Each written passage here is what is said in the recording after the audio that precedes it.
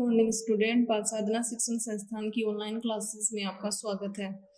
Last वाले video में अपन ने बात की थी, यानी सल्फ्यूरिक अम्ल जो है उसके बनाने की विधि यानी संपर्क प्रक्रम पढ़ा था। संपर्क प्रक्रम में अपन ने पढ़ा था, यानी 3-4 स्टेप पढ़े थे जिसके द्वारा अपन क्या कर सकते हैं, सल्फ्यूरिक अम्ल का फॉर्मेशन कर सकते हैं, जिसमें कि 98% तक प्योर जो होता है सल्फ्यूरिक अम्ल का फॉर्मेशन होता है। फिर अपन ने उसके पढ़े थे प्रॉपर्टीज पढ़े थी, उसके बाद में उसके यूजेस पढ़े थे। तो इतना तो पढ़ा था अपन ने लास्ट वाले वीडियो में। और मैंने लास्ट में आपसे पूछे थे 3 क्वेश्चन पूछे थे। पहला क्वेश्चन मेरा आपसे ये था, यानी सल्फ्यूरिक अम्ल के बॉइलिंग पॉइंट का मान उच्च होता है क्यों? सल्फ्यूरिक अम्ल के बॉइलिंग पॉइंट का मान उच्च होने का रीजन, यानी सल्फ्यूरिक अम्ल में केंद्रीय परमाणु सल्फर 2 क्या जुड़े हुए हैं, OH समूह। इसी तरीके से दूसरा सल्फ्यूरिक अम्ल 2 OH जुड़े हुए हैं। तो इस तरह से देखिए, 2 अधिक विद्युत ऋणी परमाणुओं के बीच में आ जाने से क्या बन रही है, हाइड्रोजन बॉन्डिंग बन रही है। तो इस तरह से फिर आगे और H2SO4 के हाइड्रोजन बॉन्डिंग के साथ जुड़े हुए मॉलिक्यूल होंगे। तो यानी H2SO4 में क्या पाई जाती है, इंटरमोलिकुलर हाइड्रोजन बॉन्डिंग। और इसे इंटरमोलिकुलर हाइड्रोजन बॉन्डिंग के कारण इसके बॉइलिंग पॉइंट का मान क्या होता है, उच्च होता है। तो ये तो था इस क्वेश्चन का आंसर। दूसरा क्वेश्चन मैंने आपसे ये पूछा था कि सल्फ्यूरिक अम्ल जो है उसकी क्षारीयता कितनी है, क्षारकीयता कितनी है। तो वो भी अपन इसकी स्ट्रक्चर से बता सकते हैं कि सल्फ्यूरिक अम्ल में केंद्रीय परमाणु सल्फर बाह्यतम कोश में 6 इलेक्ट्रॉन 2 ऑक्सीजन के साथ द्विआबंध के द्वारा और 2 जुड़े हुए हैं OH समूह। तो यानी कितने OH समूह हैं, 2 OH समूह हैं। तो ये किस प्रकार का अम्ल है, द्विक्षारकीय अम्ल है, यानी इसकी क्षारकीयता कितनी होगी, 2 होगी। थर्ड क्वेश्चन मैंने आपसे ये पूछा था कि यानी संपर्क प्रक्रम में सल्फाइड जो बनता है SO3, सल्फर डाइऑक्साइड का ऑक्सीकरण, उत्प्रेरकीय ऑक्सीकरण जब करवा दिया जाता है वैनेडियम पेंटाऑक्साइड उत्प्रेरक की उपस्थिति में, तो किसका फॉर्मेशन होता है, सल्फाइड का फॉर्मेशन होता है। इस सल्फाइड की अधिकतम लब्धि के लिए, यानी अधिकतम प्राप्ति के लिए कौन कौन सी शर्तें होनी आवश्यक हैं। तो यानी शर्तें जो हैं, फर्स्ट तो शर्त ये होनी चाहिए कि अभिकारकों की सांद्रता उच्च होनी चाहिए, अभिकारकों की सांद्रता उच्च होनी चाहिए, क्योंकि अभिकारकों की सांद्रता यदि ज्यादा होगी तो ली-सातेली नियम के अनुसार समय उस दिशा में विस्थापित होगा जिधर इस प्रभाव यानी इस कारक का प्रभाव क्या हो जाए, कम हो जाए। तो यानी सांद्रता कम करने के लिए समय अगर दिशा में विस्थापित होगा, और अगर दिशा में विस्थापित होगा तो उत्पाद अधिक बनेगा, यानी सल्फर डाइऑक्साइड या सल्फाइड जो है वो अधिक मात्रा में प्राप्त होगा।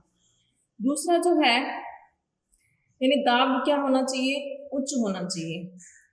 दाब यदि उच्च होगा तो जिधर जितने ज्यादा मॉलिक्यूल हैं तो ज्यादा होंगे, उसके द्वारा क्या लगाया जाएगा, ज्यादा दाब लगाया जाएगा। तो अभिकारकों की सांद्रता ज्यादा है, इनके मॉलिक्यूल ज्यादा हैं। अभिक्रिया को संतुलित करके देख लेंगे, इधर मॉलिक्यूल ज्यादा है और इधर मॉलिक्यूल क्या है, कम है। यानी ऑक्सीजन देखिए कितने हैं, 2 दूनी 4, 2 6, 2 से मल्टीप्लाई कर देंगे 2 सल्फर, इधर कितने हो गए 3, इधर कितने हैं 2। दाब लगाएंगे, समय किस दिशा में जाएगा, अगर दिशा में जाएगा। तो यानी दाब क्या होना चाहिए, उस अभिक्रिया का उच्च होना चाहिए। ताप क्या होना चाहिए, कम होना चाहिए, क्योंकि ये क्या एक ऊष्माक्षेपी प्रकार की अभिक्रिया है, इसमें ऊष्मा रिलीज होती है न कि अवशोषित होती है। तो इस अभिक्रिया का ताप कम होना चाहिए, एक उत्प्रेरक की उपस्थिति होनी चाहिए। यानी ये कंडीशन यदि है तो उस स्थिति में उत्पाद सल्फर डाइऑक्साइड अधिक मात्रा में प्राप्त होगा। तो ये तो थे इन क्वेश्चनों के आंसर।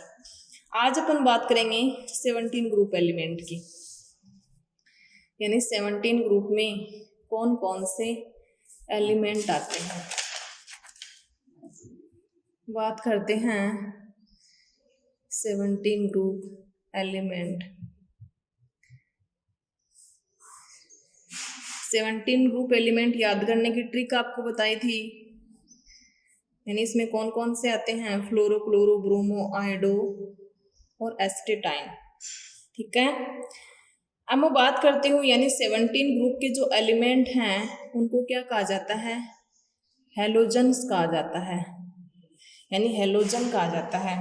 और हेलोजन जो है वो एक ग्रीक भाषा का शब्द है, और ग्रीक भाषा का जो शब्द है वो 2 शब्दों से मिलकर के बना है, यानी ग्रीक वर्ड है जो कि 2 शब्दों हेलो प्लस जैन से बना है। हेलो का अर्थ होता है साल्ट और जिन्स का अर्थ होता है टू फॉर्म, यानी साल्ट उत्पन्न करने वाले, साल्ट उत्पन्न करने वाले, यानी किसका फॉर्मेशन करते हैं, लवणों का फॉर्मेशन करते हैं। इस कारण 17 ग्रुप को क्या कहा जाता है, हेलोजन कहा जाता है। ये जो हेलोजन होते हैं यानी सारे के सारे क्या हैं, अधातु, और अधातु होने के कारण ये क्या होती हैं, क्रियाशील। इनकी क्रियाशीलता जो होती है वो अधिक होती है। अधिक क्यों होती है, क्योंकि इनका आकार जो है वो अपने आवर्त में सबसे छोटा होता है। सबसे छोटा क्यों होता है, क्योंकि इधर तो बाद में कौन सा आएगा, 18 ग्रुप आएगा या 0 ग्रुप आएगा, जिसमें इनर्ट गैसें आएंगी जो कि क्रिया नहीं करती हैं, क्योंकि उनका स्टक पूर्ण पूरित होता है। लेकिन एक आवर्त में यदि अपन बाएं से दाएं जाते हैं तो उस स्थिति में क्या बढ़ता है, प्रभावी नाभिकीय आवेश बढ़ता है, इफेक्टिव न्यूक्लियर चार्ज, प्रभावी नाभिकीय आवेश बढ़ता है। और प्रभावी नाभिकीय आवेश बढ़ जाने के कारण आकार में लगातार क्या आती जाती है, कमी आती जाती है। तो इस कारण इनका आकार अपने आवर्त में यदि इधर से इधर देखा जाए तो इस आवर्त के जो सदस्य हैं उनमें सबसे छोटा आकार इस आयोडीन का होगा, इसमें इसका होगा। तो इनका आकार जो है वो अपने आवर्त में क्या होता है, छोटा होता है। इस कारण इनकी क्रियाशीलता अधिक होती है और एक इलेक्ट्रॉन ये ग्रहण करके क्या कर लेते हैं, अपना अष्टक पूर्ण पूरित कर लेते हैं और स्थायित्व को प्राप्त करते हैं। इस कारण इनकी क्रियाशीलता अधिक होती है। यदि मैं बात करूं तो एस्टेटाइन, एस्टेटाइन एक रेडियो एक्टिव तत्व है, यानी इसका विघटन होता रहता है, रेडियो एक्टिव तत्व है। अब मैं बात करती हूँ इनकी प्राप्ति की, यानी प्रकृति में किस रूप में पाए जाते हैं।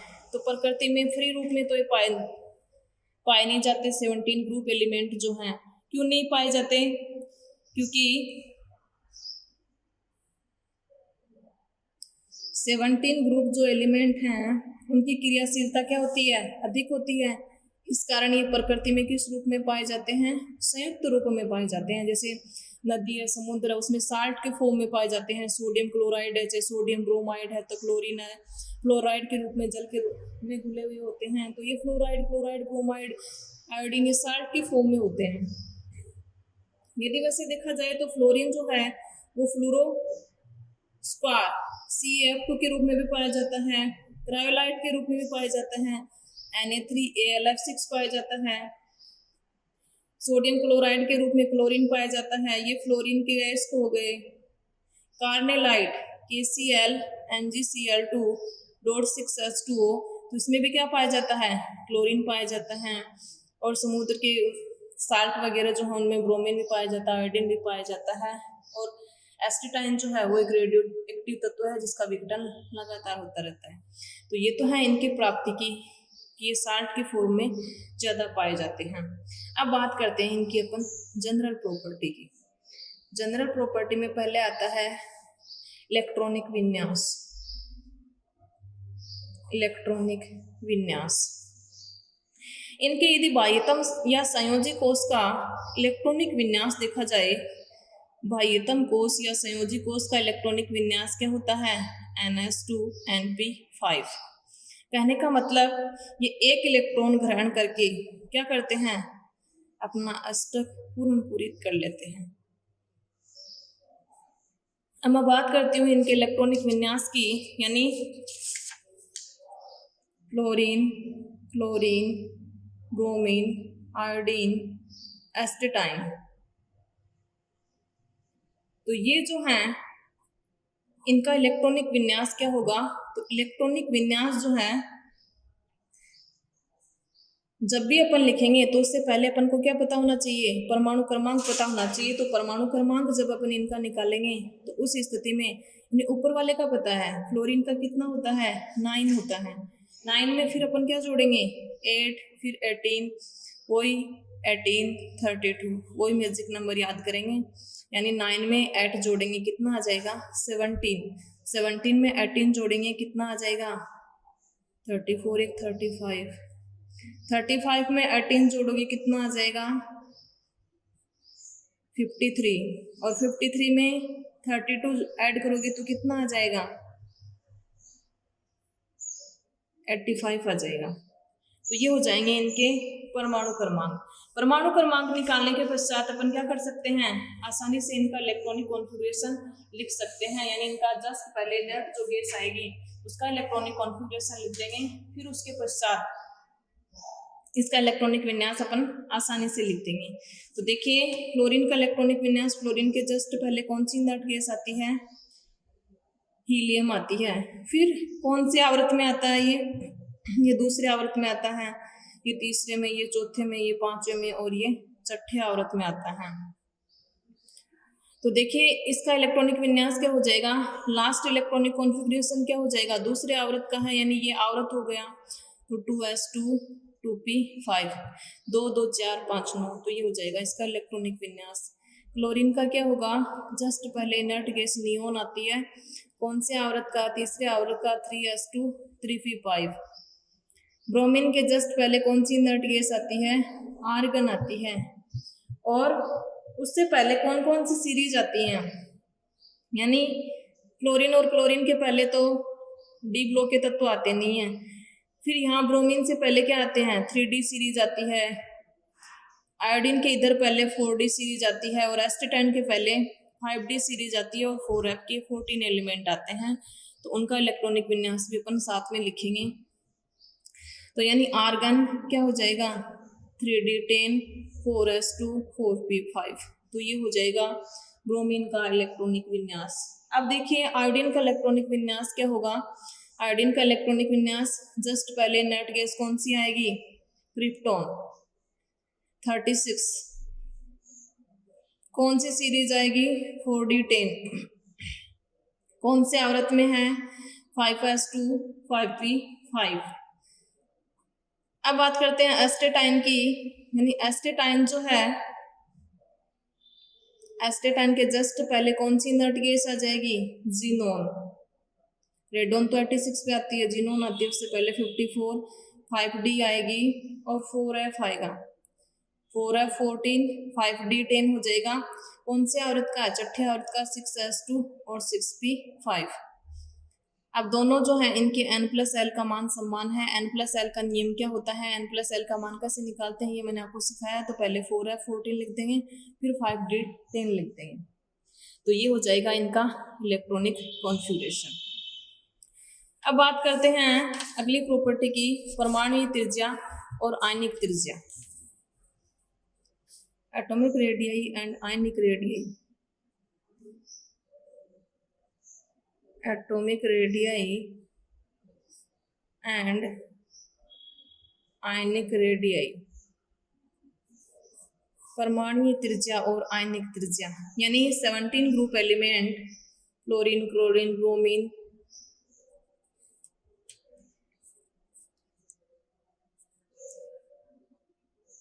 Iodine, astatine. एक वर्ग में अपन ऊपर से नीचे जाते हैं तो आकार में यानी एटॉमिक साइज क्या होता है, इंक्रीज होता है। परमाणु आकार बढ़ता है। आकार क्यों बढ़ता है, क्योंकि नया सेल बढ़ता है, कोष बढ़ता है। एक नया कोष, जैसे अपन ने अभी इलेक्ट्रॉनिक कॉन्फ़िगरेशन लिखा है, तो इसमें ये दूसरे आवर्त में है, ये तीसरे कोष में आ गया, ये चौथे कोष में आ गया, ये पांचवें कोष में, एक छठा कोष में, यानी एक नया कोष बढ़ रहा है। जो जो अपन नीचे जा रहे हैं, एक नया कोष बढ़ जाने के कारण परमाणु आकार में क्या होती है, वृद्धि होती है। और परमाणु आकार जो बढ़ेगा, नाभिक से इलेक्ट्रॉन की दूरी बढ़ेगी, और दूरी बढ़ेगी तो परमाणु त्रिज्या क्या होगी, बढ़ेगी। तो परमाणु त्रिज्या सबसे ज्यादा किसकी होगी, एस्टेटाइन की होगी, फिर आयोडीन की होगी, फिर ब्रोमीन की होगी, फिर क्लोरीन की और फिर फ्लोरीन की होगी। बात करती हूँ मैं आयनिक रेडियई की, यानी आयन के फॉर्म में, तो आयन के फॉर्म में ये एक इलेक्ट्रॉन ग्रहण करके, जैसे यानी अपना अष्टक पूर्ण पूरित कर लेगा। क्लोरीन एक इलेक्ट्रॉन ग्रहण करके, ब्रोमीन सामान्य ऑक्सीकरण अंक जो है इनका -1 होता है, क्योंकि एक इलेक्ट्रॉन ये ग्रहण करके अपना अक्रिय गैस अष्टक पूर्ण पूरित कर लेते हैं और अक्रिय गैस विन्यास भी ग्रहण कर लेते हैं। तो देखिए अब आयनिक त्रिज्या का क्रम क्या होगा, तो यानी इलेक्ट्रॉन सबने ग्रहण किया, कितना ग्रहण किया, एक एक इलेक्ट्रॉन ग्रहण किया है। तो एक तो आकार वैसे ही बढ़ रहा है, वर्ग में ऊपर से नीचे जा रहे हैं, इलेक्ट्रॉन प्राप्त कर रहा है, यानी इलेक्ट्रॉन की संख्या में वृद्धि हो रही है। तो इस स्थिति में इलेक्ट्रॉन के मध्य रिपल्सन बढ़ेगा तो आकार और भी बढ़ेगा। तो आयनिक त्रिज्या की बात करूं तो आयनिक त्रिज्या का ऑर्डर ये होगा, सबसे ज्यादा एस्टेटाइन की होगी। एस्टेटाइन को छोड़ देते हैं, देखिए फ्लोरीन, क्लोरीन, ब्रोमीन, आयोडीन, इनकी देख लीजिए आयनिक त्रिज्या का क्रम क्या होगा, ये होगा ब्रोमीन का, क्लोरीन का और फ्लोरीन का, क्योंकि ये अधातु हैं तो अधातु सामान्यतः इलेक्ट्रॉन ग्रहण करती हैं। एस्टेटाइन यानी वर्ग में ऊपर से नीचे जाते हैं, फिर वो धातु प्रॉपर्टी आने लग जाती है, इसमें धातु अधातु की थोड़ी बहुत प्रॉपर्टी आ जाती है। अब देखिए ये हो गई एटॉमिक रेडियाई और आयनिक रेडियाई और उनका ऑर्डर। अब देखिए यदि इनके आकार की बात करूं तो आकार की तो अपन ने पहले भी बात की थी, यानी प्रभावी नाभिकीय आवेश बढ़ने के कारण अपने आवर्त में आकार क्या होता है, सबसे छोटा होता है। तो परमाणु त्रिज्या इनके संगत आवर्त से यदि इनकी तुलना की जाए, यानी 16 ग्रुप एलिमेंट के साथ चाहे 15 ग्रुप एलिमेंट के साथ यदि परमाणु त्रिज्या की बात करूं तो इनकी त्रिज्या जो है 17 ग्रुप एलिमेंट की छोटी होती है, सबसे छोटी होती है। ऐसा क्यों होता है, क्योंकि लास्ट में इनर्ट गैस से जस्ट पहले यही ग्रुप आता है। तो इस ग्रुप में यानी आकार छोटा होने का कारण क्या है, प्रभावी नाभिकीय आवेश का बढ़ जाना, और प्रभावी नाभिकीय आवेश जब बढ़ेगा तो इनका आकार अपने संगत आवर्त की अपेक्षा क्या होगा, छोटा होगा। अब बात करते हैं आयनन एंथैल्पी की।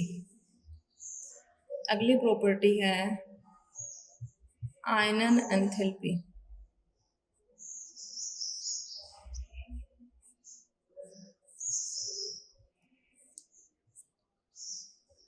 आयनन एंथैल्पी क्या होती है, यानी बाह्यतम कोश में से एक इलेक्ट्रॉन पृथक करने के लिए किसी विलगित गैस या परमाणु के बाह्यतम कोश में से जब एक इलेक्ट्रॉन पृथक करते हैं, जितनी एनर्जी की रिक्वायरमेंट होती है वो क्या कहलाती है, आयनन एंथैल्पी कहलाती है। तो आयनन एंथैल्पी की यदि बात करूं तो संगत आवर्त के जो तत्व हैं, यानी 16 ग्रुप है, 15 ग्रुप है, उनकी अपेक्षा क्या होती है, उच्च होती है। उच्च क्यों होती है, क्योंकि इनका आकार अपने आवर्त में क्या होता है, अपने आवर्त में सबसे छोटा होता है, कारण वही प्रभावी नाभिकीय आवेश अधिक होने के कारण। तो आवर्त सारणी में इनका आकार अपने संगत आवर्त के जो तत्व हैं उनकी अपेक्षा सबसे छोटा, कारण प्रभावी नाभिकीय आवेश का अधिक होना, और इसी कारण इनकी आयनन एंथैल्पी का मान क्या होता है, उच्च होता है। और वर्ग में ऊपर से यदि नीचे जाते हैं तो उस स्थिति में क्या होता है, आकार बढ़ता है, और आकार जब बढ़ेगा यानी कोश बढ़ता है, आकार बढ़ेगा तो इलेक्ट्रॉन की नाभिक से दूरी क्या होती है, बढ़ती जाती है, और जब दूरी बढ़ेगी तो नाभिक का उस इलेक्ट्रॉन पर क्या होगा, आकर्षण कम होगा, और आकर्षण कम होगा तो उस वाले इलेक्ट्रॉन को अपन आसानी से क्या कर सकते हैं, कम एनर्जी देकर के आसानी से क्या कर सकते हैं, मूव कर सकते हैं।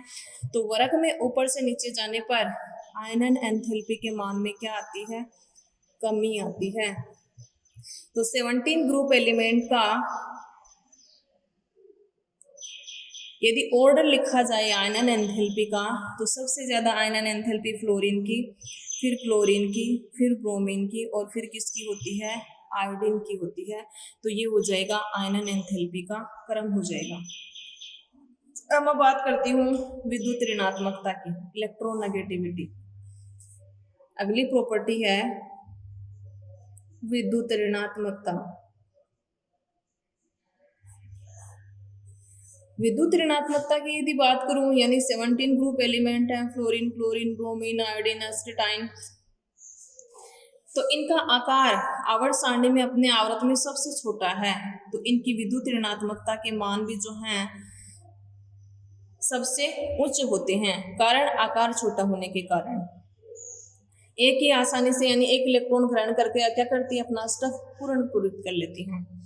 तो विद्युत ऋणात्मकता यानी इनकी विद्युत ऋणात्मकता का मान क्या होता है, सबसे अधिक होता है। और आवर्त सारणी की यदि बात करूं तो आवर्त सारणी में सबसे अधिक विद्युत ऋणात्मकता फ्लोरीन की होती है, कारण आकार छोटा होने के कारण। तो इस स्थिति में यानी इसकी विद्युत ऋणात्मकता का मान कितना होता है 4.0, जो कि सबसे ज्यादा है। वर्ग में यदि अपन बात करें तो वर्ग में ऊपर से नीचे जाने पर विद्युत ऋणात्मकता के मान में कमी आती है। कमी क्यों आती है? क्योंकि परमाणु आकार बढ़ता है, एटॉमिक साइज इंक्रीज होता है।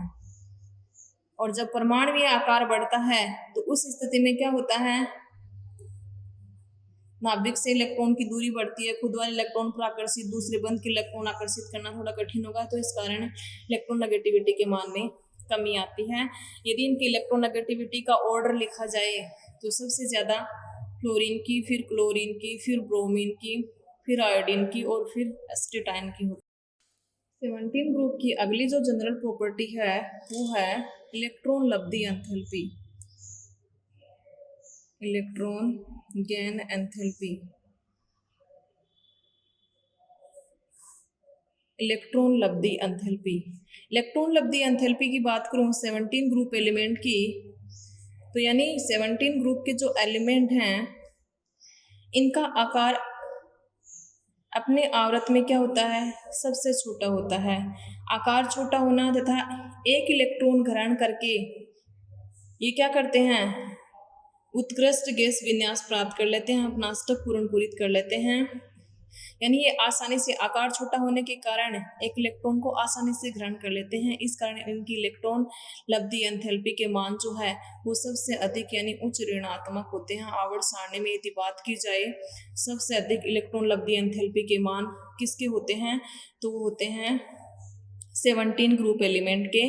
और 17 ग्रुप एलिमेंट में यदि वर्ग की यदि बात करूं ऊपर से नीचे जाने पर कि विद्युत ऋणात्मक, ये जो इलेक्ट्रॉन लब्धि एंथैल्पी यानी विद्युत ऋणात्मकता के मान में तो क्या आती है, कमी आती है।